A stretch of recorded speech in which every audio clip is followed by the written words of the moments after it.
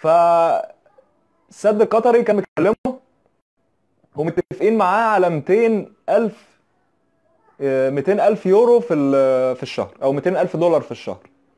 هو راح لمسؤول الزمالك وقال لهم انا دلوقتي عايز اجدد عقدي بنفس القيمه دي، انا مش عايز اسيب الزمالك.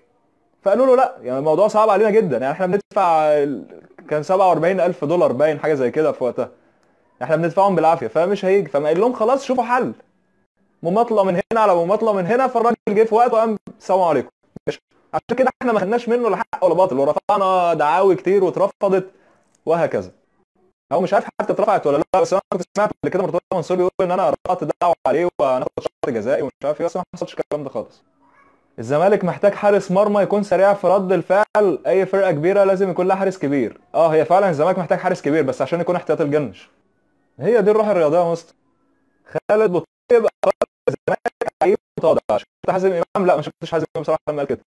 بس خالد بوطيب، تخيل ان هيرفي رينار شايف خالد بوطيب لعيب حلو، وجروس شايف خالد بوطيب لعيب حلو، واحنا شايفينه وحش.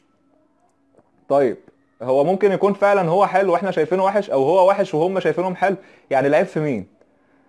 انا من وجهة نظر انا كيحيى، خالد بوطيب انا لما اتفرجت عليه قبل الزمالك لعيب كبير جدا جدا جدا جدا بطريقه ما تتوصفش. انا شفت له مثلا لما كان حاجه و20 لغايه ما وصل لل30 جوه ال 18. حتى في اكتر لاعب فكرني بيه كان ميدو، بس هو كان ميدو اتقل منه شويه. ميدو كان اتقل منه في الحركه واتقل منه في القيمه شويه. بيلعب بدماغه حلو، تقيل على الكوره، اشول، شويط، محطه قويه جدا.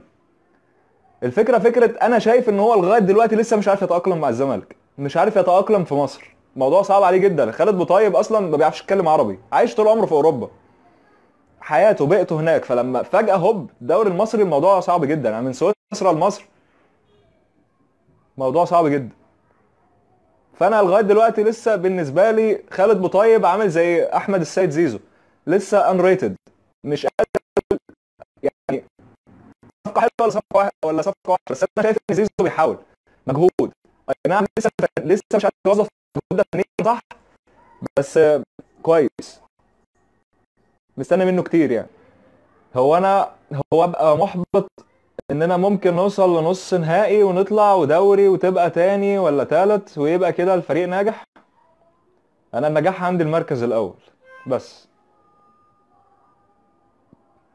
انا اقدر اقول لك ماشي، خليك في المركز التاني او تالت، او انت عملت اللي عليك ده يوم لما تبقى الظروف مش مساعداك.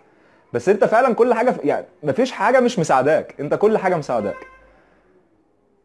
فانك تاخد مركز تاني في بطوله انت مشارك فيها، لا، ده فشل مش نجاح. لازم ننسى ماتش امبارح، ايوه لازم، خلاص صفحه واتقفلت. وانا قلت الخساره من المصري مش شيء مستحيل، لا، شيء وارد جدا. فريق كبير معاه مدرب كبير موجود فيه لعيبه كبيره، شيء وارد انك يحصل الخساره دي. الفكره ان احنا لو هنلوم اللي حصل قبل كده من سموحه ومن الطلائع والمقاولين وهكذا.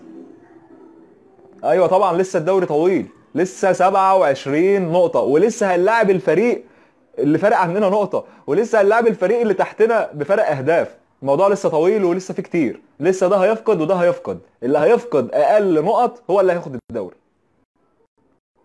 أنت شايف إيه الموسم ده؟ بلاش السؤال ده يا تيمو. إن شاء الله إن شاء الله إن شاء الله إن شاء الله إن شاء الله الدوري زملكاوي والكونفدرالية. يعني الموضوع صعب بس مش مستحيل. يعني أنا شايف إن إحنا نقدر. بس ومن وجهة نظري الكاس هيتلغى والسوبر مش هيتلعب. ايه رايك في اداء بوطيب؟ احنا لسه متكلمين على بوطيب من شويه. بوطيب بره 18 يعني تقدر تديه تقييم مثلا 9 من 10 او 8 ونص من 10.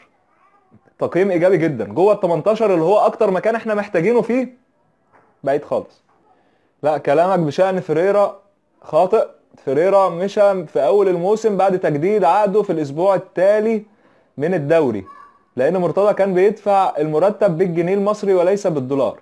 لا فيريرا طيب تمام. انا يعني مش عايز طبعا اقول لا على كلام حضرتك، بس هو الفكره ان فيريرا ما كانش جدد. فيريرا كان جاي تقريبا بعد ماتش يا ربي، اول يوم فيريرا جه في مصر كان يوم ماتش الزمالك وانبي اللي راح فيه اخواتنا العشرين الله يرحمهم. فده الكلام ده كان في شهر 2، هيجدد ازاي في شهر 8 او في شهر 9؟ ما اظنش، يعني ما اظنش ان هو كان جدد اصلا، لا. كان بيدفع مرتب بالجنيه المصري وليس بالدولار. لا، فيريرا كان بياخد المرتب بالدولار مش بالجنيه. اللي كان بياخد المرتب بالجنيه فييرا مش فيريرا.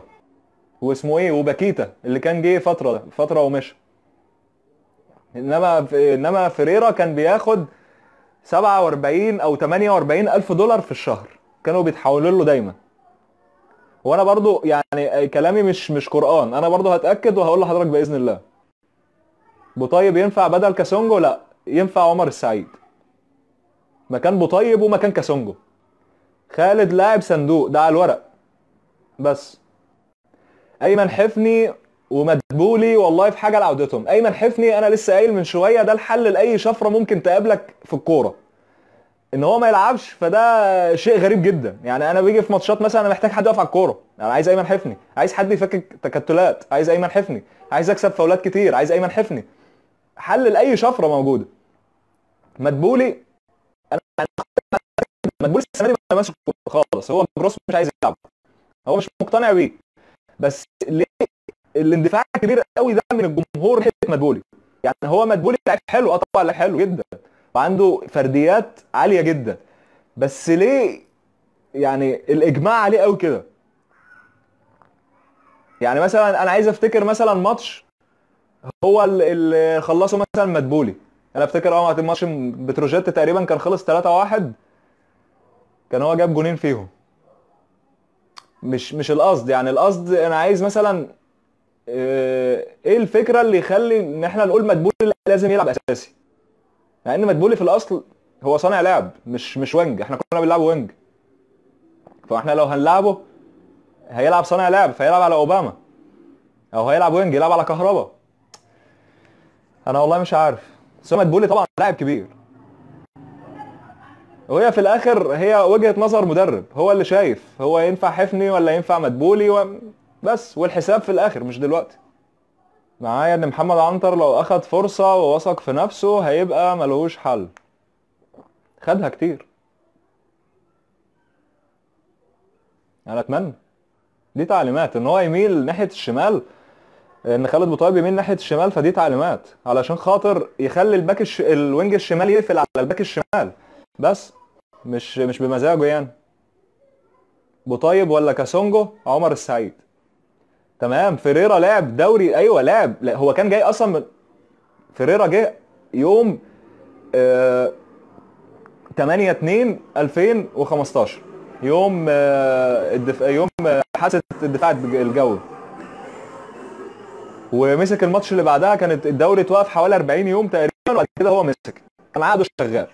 يعني هو جاي اصلا من نص الموسم، هو مش جاي من اول موسم عشان يجدد، فيجدد السنه اللي بعدها او يجدد قبلها بشهر. الله اعلم كانت هتمشي ازاي. فيريرا لعب اول 3 ماتشات من الموسم اللي بعده لان عقده كان شغال. عقده كان شغال فعلا. وفريرا سايبنا احنا كنا اول الدوري سنتها كمان. بس الفكره ان هو كان عقده خلاص وصل لمرحله قانونيه ان هو يمضي في مكان تاني. وهو فعلا كلم الاداره اكتر من مره، والاداره ما ادتلوش وش خالص. وكانت المفاوضات بتاعه السد كانت مع فريرا من ايام ماتش السوبر اللي ضيع فيه كهربا ضربه الجزاء. هدف مدبولي في المصري من احلى الاهداف. اول ماتش ده خلص 2-1، كان ماتش حلو. مدبولي لعيب كبير، بس الفكره انا يعني مش لاقي مبرر لل... للحمله الكبيره قوي دي لمدبولي. يعني مدبولي لعيب كبير، بس هل يا ترى هو ده الحل؟ يعني انا شايف هو ده خلاص. يعني احنا لو لعبنا مدبولي خلاص بقى مش هيحصل كل اللي فات ده. فمش عارف بصراحه. يعني مش بقول ان هو وحش، انا بقول مش عارف. طولت عليكم. يلا اخر حاجه بقى عايزين نقولها، نقفل الدوري 48 ساعه، نصعد في افريقيا ان شاء الله، وبعد كده نبقى نشوف اللي ورانا ايه. وباذن الله الموضوع مش مستحيل، ده فرق نقطه ولسه هنلاعبهم ولسه يعني الموضوع قريب قوي قوي قوي. ولسه الاهلي هيقع وهيفقد نقط، واحنا لسه هنقع وهنفقد نقط. بس اللي هيفقد اقل نقط هو اللي هياخد الدوري. اشوفكم ان شاء الله بعد ماتش غدير. سلامات.